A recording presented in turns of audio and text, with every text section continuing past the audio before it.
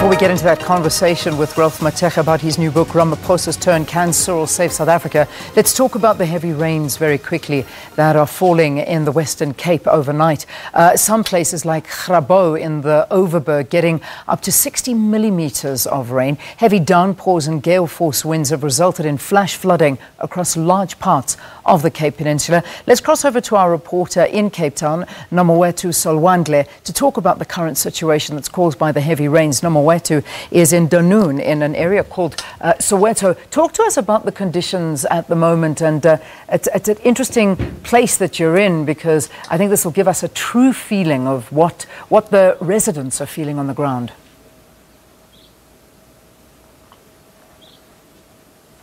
Well, a very good morning to you, Leanne. I can say certainly a lot of discomfort for residents living here in Soweto, in Dunoon. At the moment, we're actually coming live to you from inside a shack. And as you can see the camera going down there, this shack is literally engulfed in water. Now, a lady lives here by the name of Linda Noludwe. And I just want to show you what the situation is here. You know, there are electrical cables that are running inside the water. She's also got a heater on, because I can imagine that it's very, very cold, which is also not very safe, because her shack is literally engulfed in water. We're going to talk to her now. Her name is Linda Noludwe, just to find out how things have been overnight. Sis Linda, ingabulele njani wena izolo?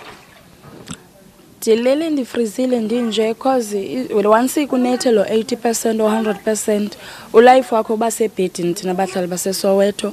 Even if le ndlu uyayilifta, uyazama uyisamenda, uyilifte, uyidefenda kulamanzi, awuyenzi imihluko lonto, because nanga ya floor phambi kwendlu, and then nalapha next door iliftiwe but akho mehluko. Even nabo ezibani khupha amanzi izolo nabo bebekhupha amanzi.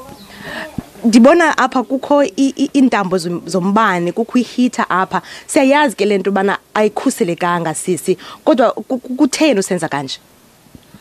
Ndithe so fila kubanda ndaqomba okay kunobani la lenifrizile manje connect heater light heater nditsala extension then ndihambise ke apha phezulu kwesitulo. Yonke into yami bendiyenzela apha phezulu kwesitulo, even if ndifuna uplug iketile ndiyiplug apha phezulu kwesitulo. Ingaba sisilixesha elingakanani wena uhlala apha kule ndawo? I think ndifike last year ngoMarch apha, so since ngoMarch xa kuse winter siphila kanje.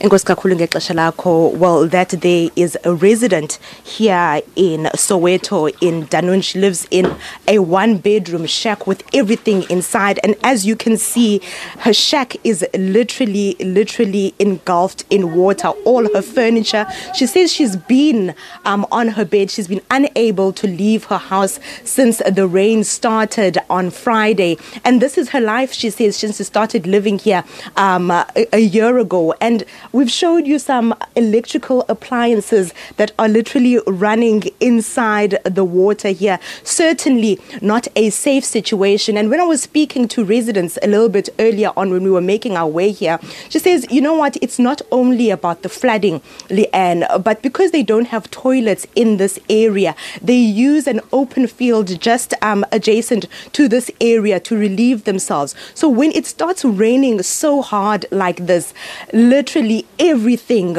all the sewage just comes inside the houses, and there's absolutely nothing they can do. This is a situation that we'll definitely be speaking to disaster management about, to the city, because it's a terrible situation. I'm wearing my gumboots. I'm literally standing inside someone's house, just and there's just so much water around her. Like she said, that there's nothing that she can do at this point. We'll certainly be visiting other areas around the city of Cape Town just to find out what the situation is like with the overnight downpours of rain. With that, it's back to you in the studio, Leanne.